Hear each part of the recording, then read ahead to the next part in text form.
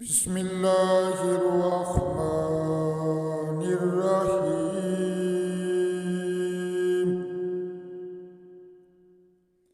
وما كان لمؤمن ولمؤمنة إذا قضى الله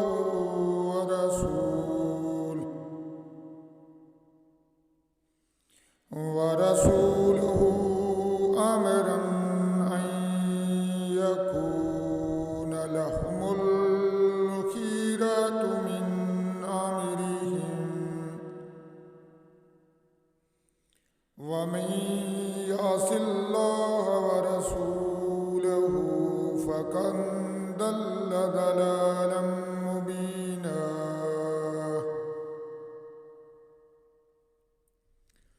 وإن تقول للذي أنعم الله عليه وأنعمت عليه يمسك عليك زوجك واتق الله وتخفي في نفسك ما الله مبديه وتخشى الناس والله أحق أن تخشاه. فلما قضى زيد منها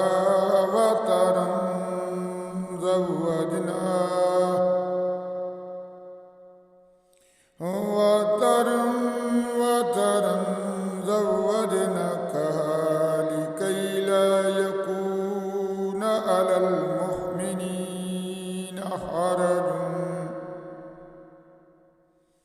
حرج في أزواج أدعيائهم إذا قضوا منهن وطرا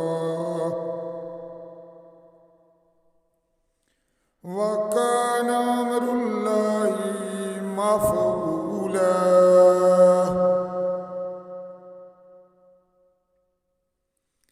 ما كان على النبي من حرج فيما فرض الله له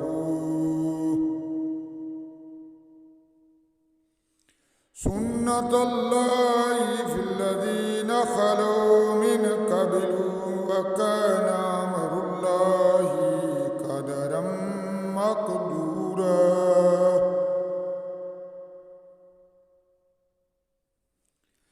الذين يبلغون رسالات الله ويخشونه ولا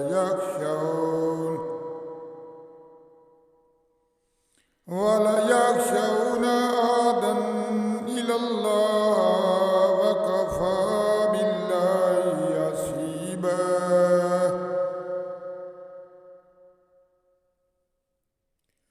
ما كان محمدا أبا